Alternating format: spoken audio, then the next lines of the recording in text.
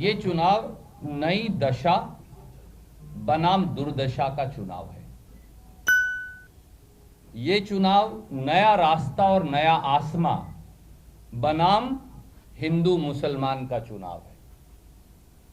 ये चुनाव नए तेज, नई तरुणाई बनाम फेल तजर्बे की दुहाई का चुनाव है।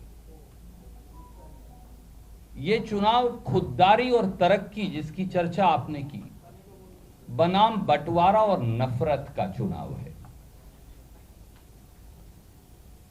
जेडीयू, भाजपा, नीतीश बाबू, सुशील मोदी जी ने बिहार की पीठ में वार किया है।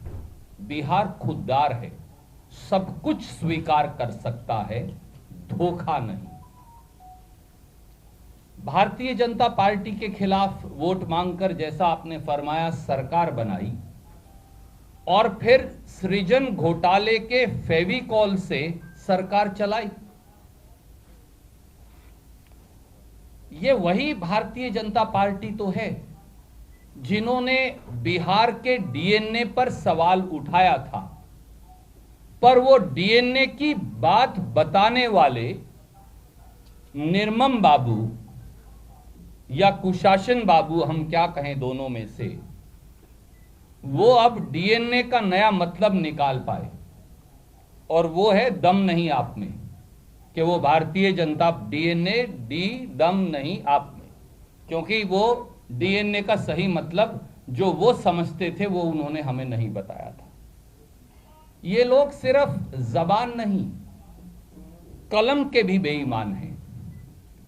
कलम की बेईमानी से इन्होंने बिहार का ईमान लूटने की कोशिश की है, और जब दो षड्यंत्रकारी दोस्तों साथ आते हैं तो स्वाभाविक है षड्यंत्र तो होगा ही। भारतीय जनता पार्टी 3 गठबंधनों में चुनाव लड़ रही है। एक गठबंधन है जेडीयू और बीजेपी का, जो आपको नजर आता है। एक गठबंधन है बीजेपी और एलजेपी का, जो आप समझते हैं। एक गठबंधन है बीजेपी और ओवैसी साहब का। 3 ठगबंधन जो हैं, उनके साथ बीजेपी इस बिहार के चुनाव में उतरी है। बाकी के सब मुद्दे आपने उठाए और तेजस्वी जी से हम सब दलों ने चर्चा की थी। मैं केवल एक छोटा सा मुद्दा आपके समक्ष रखूंगा। किसान और नौजवान, यही तो बिहार है। उसमें मजदूर भी आ गया, गरीब एससीबीसी के हमारे भाई भी आ गए। खेती पर एक सुनियोजित तरीके से मोदी सरकार ने हमला बोला है। भारतीय जनता पार्टी की केंद्रीय सरकार देश की हरित क्रांति को हराना चाहती है, और बिहार का चुनाव कहीं ना कहीं इस यहां के किसान, मजदूर, गरीब, पिछड़े, दलित, वो सारे साथियों को इस षड्यंत्र को विफल करना है। इसकी शुरुआत भी नीतीश बाबू ने 2006 में की थी, जब एपीएमसी की मंडियां खत्म की थी।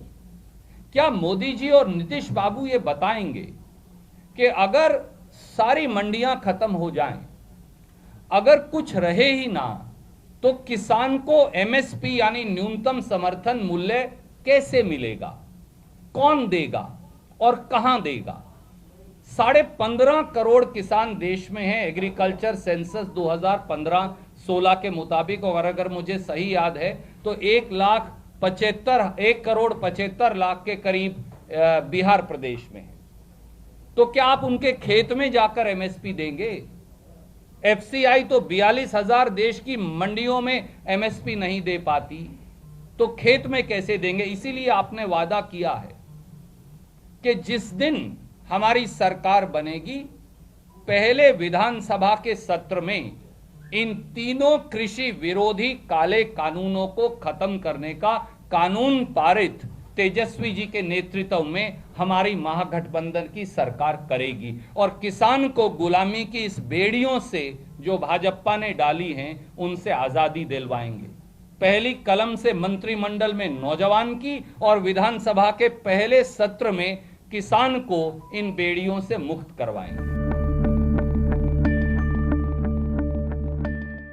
फिक्र आपकी, सोमवार से शुक्रवार रात 9 बजे सिर्फ TV9 भारतवर्ष पर।